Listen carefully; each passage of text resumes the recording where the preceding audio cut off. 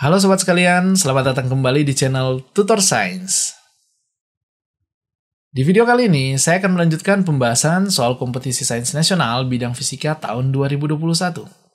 Namun sebelumnya sobat-sobat, jika sobat-sobat belum subscribe channel ini, mohon dukungannya untuk subscribe channel ini dan bunyikan lonceng agar channel ini semakin berkembang dan agar sobat-sobat tidak ketinggalan informasi terkait kompetisi sains nasional maupun informasi lainnya yang bisa bermanfaat buat sobat-sobat sekalian.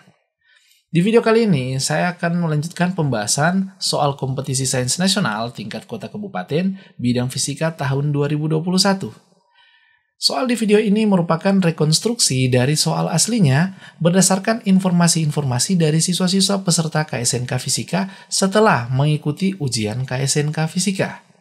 Walaupun soal ini merupakan rekonstruksi dari soal aslinya, tapi semua informasi yang dibutuhkan dalam soal itu sama persis dengan soal aslinya, bahkan sampai pertanyaannya. Nah, bagaimana soalnya? Kita lihat ya. 2 buah peluru ditembakkan dengan kecepatan sama V0 25 meter per second dari ketinggian 25 meter. Peluru pertama ditembakkan dengan sudut theta, di mana sin theta sama dengan 0,6. Peluru kedua ditembakkan dengan perbedaan sudut 180 derajat terhadap tembakan peluru pertama. Pertanyaannya, jarak kedua peluru ketika mencapai tanah adalah... Untuk menyelesaikan soal ini, maka kita menggambarkan keadaannya ya. Kedua peluru ditembakkan dari ketinggian yang sama, 25 meter, di mana kedua peluru dengan kecepatan yang sama pula, yaitu V0, 25 meter per second. Untuk peluru pertama ditembakkan dengan sudut theta, dan peluru kedua ditembakkan dengan beda sudut 180 derajat dari peluru pertama. Jadi kalau saya gambarkan, bentuknya seperti ini ya, berbeda 180 derajat. Kita lihat. Karena dia berbeda 180 derajat, maka peluru kedua pun akan membentuk sudut theta terhadap bidang mendatar. Jadi saya gambarkan seperti ini. Nah, lintasannya kurang lebih bisa digambarkan seperti ini. Untuk peluru pertama, sampai dia menyentuh tanah, sedangkan peluru kedua pun akan membentuk lintasan melengkung seperti ini. Di soal ini yang ditanyakan adalah jarak kedua peluru ketika menyentuh tanah. Jadi yang ditanyakan adalah jarak ini. Kalau saya misalkan L, maka inilah L jarak antara kedua peluru ketika menyentuh tanah. Untuk mempermudah perhitungan, maka saya akan bagi untuk jarak mendatar peluru pertama dari sejak ditembakkan sampai menyentuh tanah, itu saya sebut X1. Kemudian untuk jarak mendatar peluru kedua dari ditembakkan sampai menyentuh tanah, itu nilainya adalah X2. Nah, di soal ini pun sudah diketahui nilai cos theta itu sama dengan 0,6 atau 3/5. Nah, berapa nilai sin theta-nya? Untuk menentukan nilai sin theta, coba kita gambarkan segitiga sederhana, di mana siku-siku di salah satu sudutnya. Nah, di sini nilai theta. Sudah diketahui nilai cos theta 3/5. Cos theta bisa diperoleh dari samping per miring, maka nilai sampingnya adalah 3 dan nilai miringnya adalah 5. Sehingga nilai sin theta itu bisa kita peroleh karena mengingat di segitiga itu akan berlaku Pitagoras untuk segitiga yang salah satu sudutnya 90 derajat. Kalau salah satu sisi di tegak lurusnya 3 dan sisi miringnya 5, maka dengan mudah kita akan dapatkan salah satu sisi tegak lurusnya itu bernilai 4. Diperoleh dari akar 5 kuadrat kurang 3 kuadrat. Kita akan dapatkan 4. Jadi dari sini kita akan dapatkan nilai sin theta itu depan per miring, maka sama dengan 4/5. Selanjutnya, kita akan menentukan jarak mendatar dari kedua peluru untuk menentukan jarak totalnya. Nah, untuk mempermudah perhitungan, coba kita analisa satu persatu untuk perhitungan jarak mendatarnya. Jadi kita mulai dari peluru yang pertama. Peluru yang pertama itu ditembakkan dari ketinggian 25 meter dengan sudut theta dengan kecepatan V0 25 meter per second. Bentuk lintasannya seperti ini. Dan yang ditanyakan adalah jarak mendatar X1. Nah, jadi kalau saya tuliskan di sini kecepatannya V0x untuk kecepatan proyeksinya di arah mendatar atau horizontal, maka kecepatan di arah sumbu Y atau secara vertikal itu nilainya V0y yang merupakan proyeksi dari kecepatan V0 ke arah vertikal. Nah, untuk nilai V0x dan V0y bisa dengan mudah kita peroleh. V0x ini dia sama dengan V0 cos theta. Untuk nilai V0 sudah diketahui 25 meter per second. Saya tidak tuliskan lagi satuannya karena semua sudah dalam satuan SI, standar internasional untuk kecepatan sudah dalam meter per second. Nah, untuk nilai cos theta sudah kita dapatkan tadi, nilainya adalah 3/5. Sehingga V0x bisa kita peroleh dari 25 kali 3/5 dan kita dapatkan nilainya adalah 15 meter per second. Untuk nilai kecepatan di arah sumbu Y atau proyeksi V0 di arah sumbu Y itu bisa kita peroleh dengan menghitung V0 kali sin theta. Sin theta pun sudah kita peroleh tadi, nilainya adalah 4/5. Sehingga V0y bisa kita dapatkan nilai 20 meter per second. Nah, selanjutnya kita lihat ya. Pada saat dia menyentuh tanah, ini nanti ada proyeksi Vx dan Vy. Untuk menghitung jarak mendatar, maka kita bisa menentukan nilai X1 itu dari kecepatan arah mendatar Vx dikalikan dengan waktu tempuh dari peluru sejak ditembakkan sampai menyentuh tanah. Nah, berapa nilai Vx? Ingat ya, di arah mendatar, di arah horizontal, itu diasumsikan tidak ada gaya menghambat, jadi akan berlaku gerak lurus beraturan. Tidak ada percepatan untuk perubahan kecepatan V0x. Maka Vx nilainya akan tetap sama seperti nilai V0x. Jadi nilai X1 bisa kita dapatkan dengan menghitung V0x dikalikan dengan waktu tempuhnya. Nah, berapa waktu tempuhnya? Untuk menentukan waktu tempuhnya, maka kita akan menganalisa gerak peluru secara vertikal. Nah, kita lihat ya. Secara vertikal, peluru akan mengalami perubahan kecepatan karena secara vertikal itu ada namanya percepatan gravitasi G yang arahnya ke bawah. Ingat ya, karena di sini sudah diketahui jarak, maka kita bisa menggunakan persamaan S sama dengan V0t ditambah 1/2 AT kuadrat. Persamaan gerak lurus berubah beraturan yang sering digunakan ya. S adalah jarak tempuh secara vertikal. Nah, kita lihat. Peluru secara vertikal dia akan berpindah sejauh 25 meter ke arah bawah. Nah, untuk mempermudah perhitungan, kita putuskan yang ke bawah, pergerakan semua arah vektor yang mengarah ke bawah itu nilainya positif.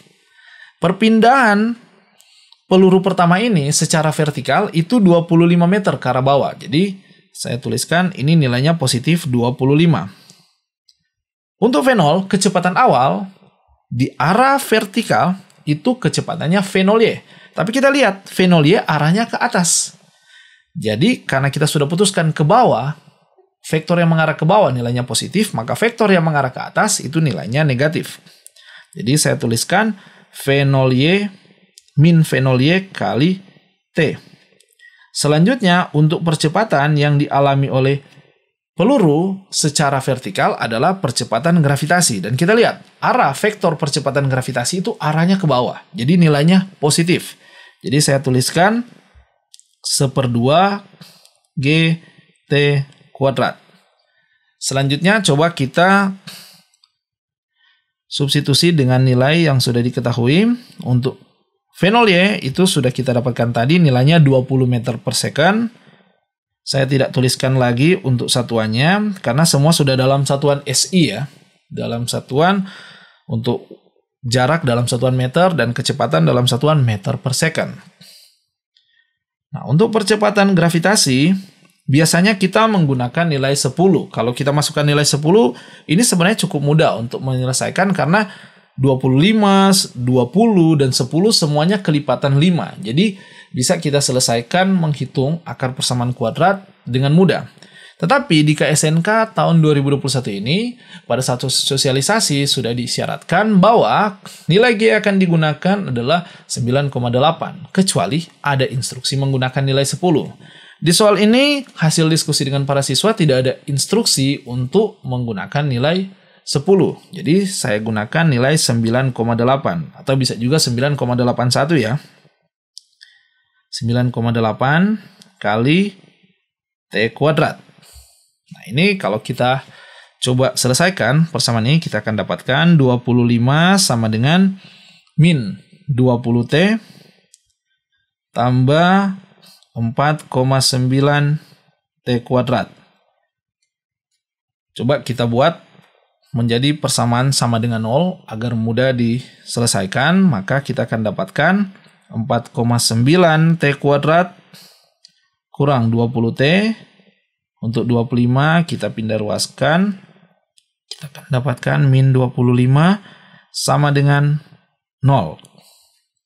Nah, untuk persamaan ini, ingat ya, kalau misalkan persamaan berbentuk AT kuadrat tambah BT tambah C sama dengan 0, maka nilai T bisa kita peroleh dengan mudah dengan menghitung min B plus minus akar dari B kuadrat kurang 4AC per 2A.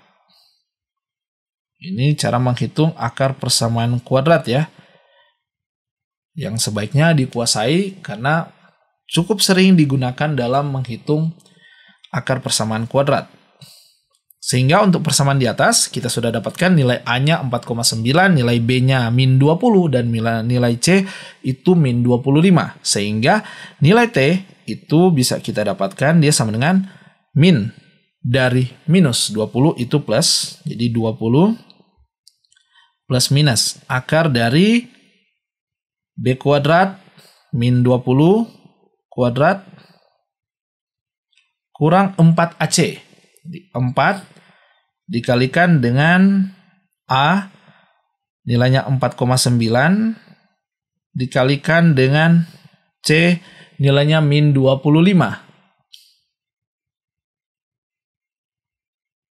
per 2A. 2A untuk A-nya sudah diketahui 4,9.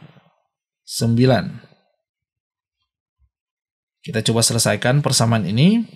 Maka kita akan dapatkan 20 plus minus akar dari min 20 kuadrat itu 400. Dan min 4 kali 4,9 kali min 25 itu bisa kita dapatkan min 4 kali min 25 itu 100 kali 4,9 490 plus ya 490 per 2 kali 4,9 itu 9,8. Nah, untuk nilai dalam akar kita peroleh min 400 plus 490 itu 890 per 9,8. Nah, akar 890 itu bisa dengan mudah kita selesaikan menggunakan kalkulator. Ingat ya, di KSNK tahun 2021 ini, siswa-siswa diperkenankan menggunakan kalkulator dan sebaiknya kalkulator saintifik untuk mempermudah perhitungan. Ini salah satunya ya. Akar 890 itu dengan menggunakan kalkulator, maka kita akan dapatkan nilainya adalah 29,8 per 9,8. Nah, di sini nilai T itu ada 2. 20 plus 29,8 per 9,8 dan atau 20 kurang 29,8 per 9,8. Nah, mengingat waktu di sini tidak boleh minus, karena kalau 20 kurang 29,8 itu hasilnya adalah minus, maka yang diambil adalah nilai plusnya.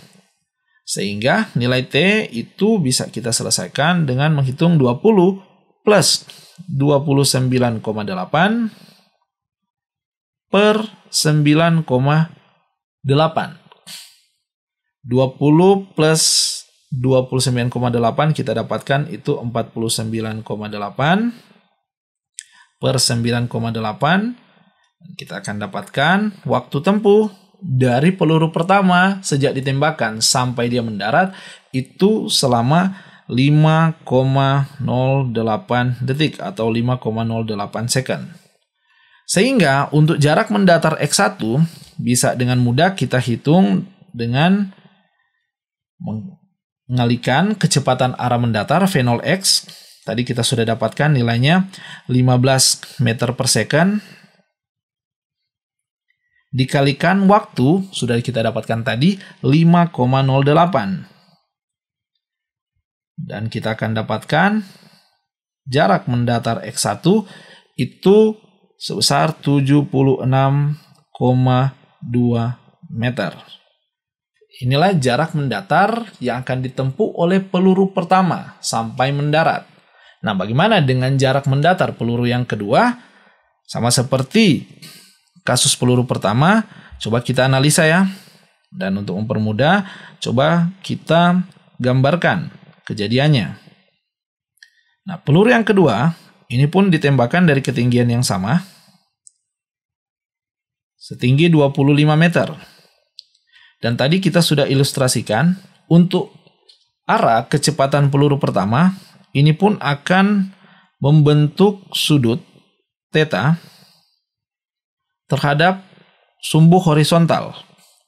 Dan kita bisa tuliskan untuk kecepatan arah mendatarnya itu V0x dan kecepatan arah vertikalnya yang mengarah ke bawah itu V0y. Dan untuk lintasannya kita bisa gambarkan seperti ini. Dan ingat ya, nilai V0x itu pun sama seperti tadi, dia sama dengan V0 cos theta, di mana V0 itu nilainya 25 meter per second, cos theta itu 3/5, sehingga V0x itu nilainya adalah 15 meter per second.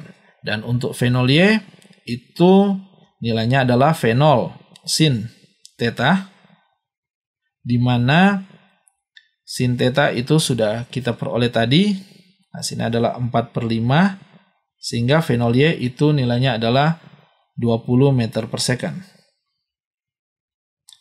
Nah, sepintas kita lihat kecepatannya sama.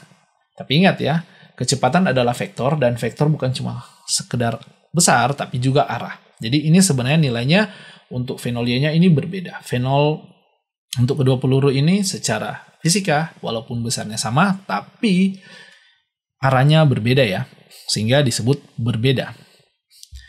Nah, untuk menghitung jarak mendatar X2, kita ingat ya, bahwa di arah mendatar itu tidak ada gaya yang menghambat gerak. Jadi tidak ada perubahan kecepatan untuk kecepatan di arah mendatar. Jadi kalau sebelumnya nilainya V0x, maka di arah mendatar kalau kita sebutnya di sini Vx, maka Vx pun akan tetap sama nilainya dengan V0x. Sehingga kita bisa menghitung nilai X2 itu sama dengan V0x dikalikan dengan waktu tempuh dari peluru sejak ditembakkan sampai mendarat.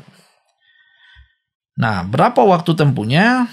Sama seperti peluru pertama, maka kita akan menganalisa secara GLBB, gerak lurus berubah beraturan. Karena ingat ya, untuk peluru kedua pun itu akan merasakan percepatan, di mana percepatan yang berlaku adalah percepatan gravitasi G yang arahnya ke bawah. Nah, kita lihat. Dengan menggunakan persamaan GLBB, S sama dengan V0T tambah 1/2 AT kuadrat, di mana S adalah perpindahan secara vertikal. Dan kita lihat untuk peluru kedua pun itu secara vertikal dia berpindahnya sejauh 25 dan perpindahannya arahnya ke bawah. Jadi untuk mempermudah kita putuskan yang ke arah ke bawah itu sebagai nilai positif. Jadi sebagai vektor positif itu yang arahnya ke bawah. Dan untuk perpindahannya 25 meter ke arah bawah, jadi saya tuliskan plus 25 atau 25 saja. Untuk kecepatan awalnya adalah kecepatan awal arah sumbu vertikal Fenolier, dan kita lihat di peluru kedua Fenolier-nya arahnya ke bawah, jadi nilainya positif ya. Jadi saya tuliskan Fenolier itu positif, Fenolier dikalikan T. Kemudian ditambah dengan 1/2 dikali dengan percepatan, dan percepatan yang berlaku di sini adalah percepatan gravitasi. Nah, kita lihat ya, percepatan gravitasi arahnya ke bawah dan nilainya positif. Nah, coba kita masukkan nilai-nilainya. Fenolier sudah kita dapatkan tadi, nilainya adalah 20. Jadi saya tuliskan 20 T. Dan untuk percepatan gravitasi kita gunakan 9,8 atau 9,81. Sini saya gunakan 9,8, jadi 1/2 kali 9,8 kali T kuadrat. Nah, selanjutnya kita sederhanakan persamaan ini. 25 sama dengan 20T plus 4,9 T kuadrat. Coba kita pindahkan semua ke dalam satu ruas ya. Jadi persamaan menjadi 4,9 T kuadrat plus 20T kurang 25 sama dengan 0. Nah, sama seperti di peluru pertama tadi, ingat ini membentuk persamaan kuadrat. Persamaan kuadrat untuk AT kuadrat tambah BT tambah C sama dengan 0, maka bisa kita peroleh nilai T sama dengan min B plus minus akar dari B kuadrat kurang 4AC per 2A. Ini diingat terus ya.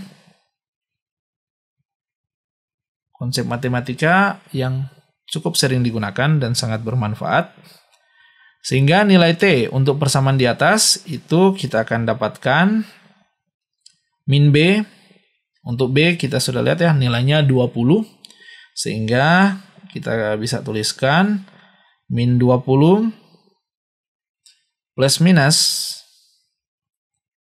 akar dari B kuadrat, jadi 20 kuadrat ya.